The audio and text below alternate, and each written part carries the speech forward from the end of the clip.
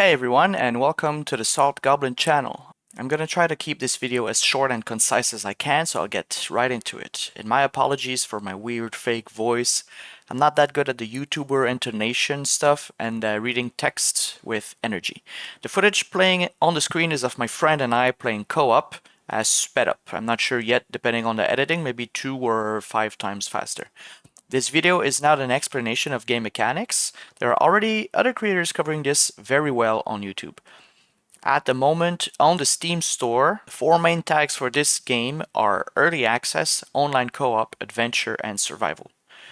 The 2 most important I would add for this game, the tags, are Open World Survival Craft and Colony Simulator.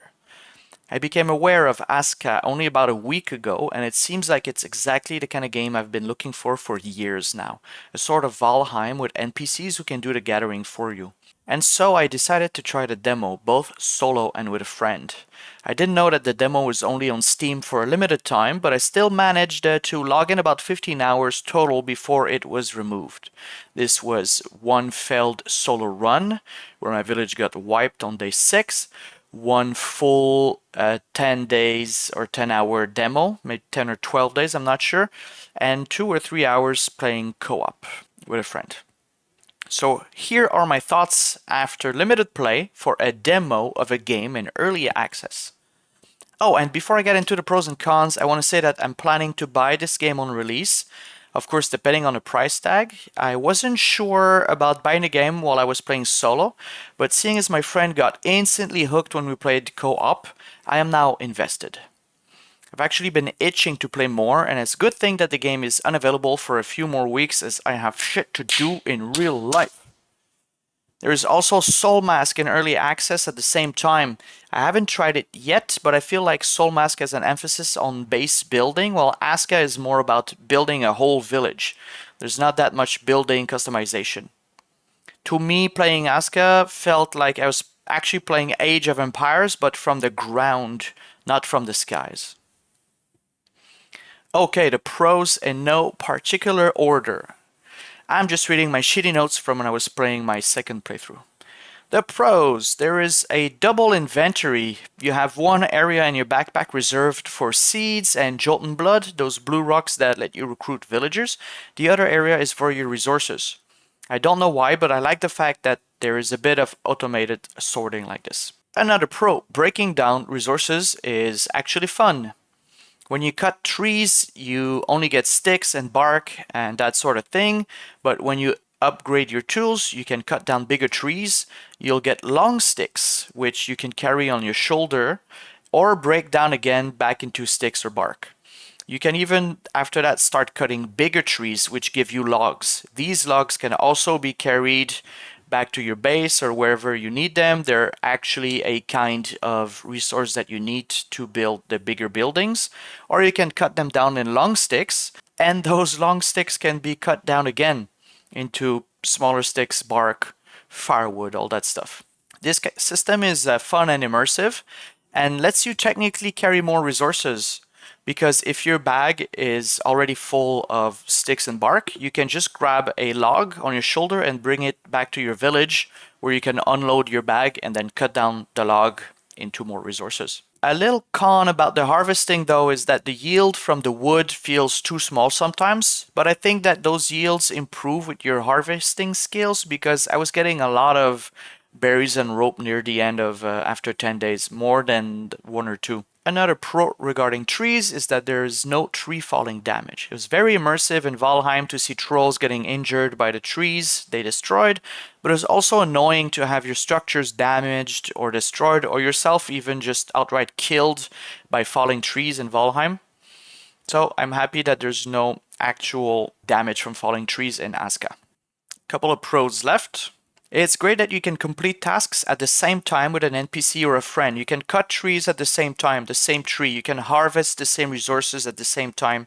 It's going twice as fast. You can build your buildings twice as fast, 3 or 4 times. It's exponential depending on how many players you have with you. And these can all be sped up by teamwork, all those tasks. It felt very cool when a villager came out of nowhere and helped me build a big building I was building. And my friend had the same wholesome reaction when it happened to him. The villagers not only gather for you, but can also make tools and cook. This is what makes the game for me. This is where I was convinced that I loved, well, I loved it's too early, but I really enjoyed that game. I remember a few times when I was cutting wood and my axe broke and I got annoyed because I thought I'd have to go look for sticks again, craft a tool again, like the other games, similar games, but instead I could just go to the woodcutter hut and grab the right resources, or even go to whichever building was holding my tools and just grab the right tool ready made by a villager. So that's very, very cool. Saves a lot of time, and it's also feels rewarding because you know that you set up your chain properly of production. That was very fun. And it felt like the village was alive.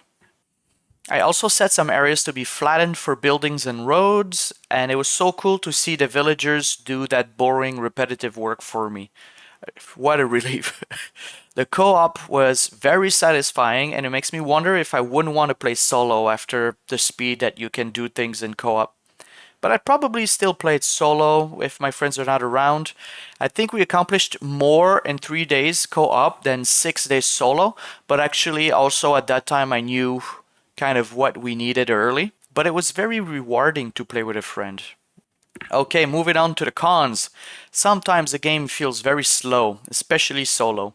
1 second in real life is 1 minute in game, but after the 10 hours allowed in the demo playing solo, I wasn't even through the second season, the summer.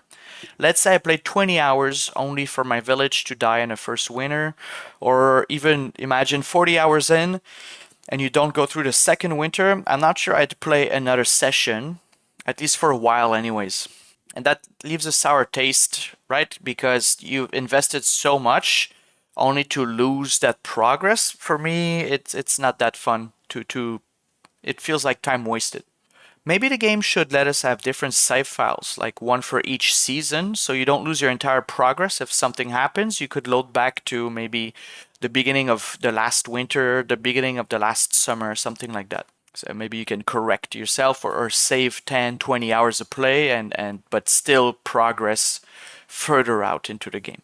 The gathering is my main gripe with these games, as I have already hundreds of hours in Minecraft, Dragon Quest Builders 2, Valheim, etc. And it was very annoying in a demo to constantly be looking for materials to make ropes.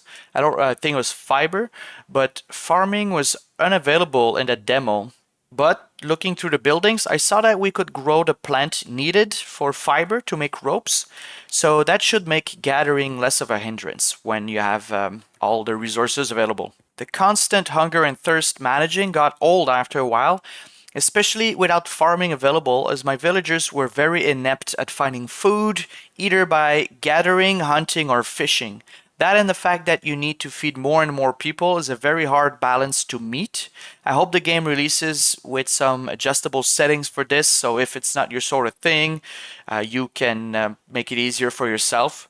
This is why I could never get into Banished, just very bad at managing that sort of thing, but the rest of the game was very interesting to me, but I could never progress because of that one aspect of the game, which seems like a shame.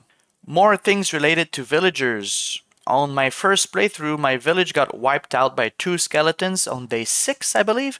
I don't remember the villagers dropping any Jotun blood. Those blue rocks you need 5 of those rocks to summon 1 villagers. Maybe I needed to harvest or skin my villagers' corpses, I'm not sure. But those blue rocks are further and further out on the map, and they're long to harvest. And if you lose most of your villagers in one shot, it's such a huge setback, as you need not only to gather the blue rocks again, but also wait for the villagers summoning 10 minutes or more. If there are more and more dangerous waves of enemies coming, losing too many villagers will probably be the end of that playthrough.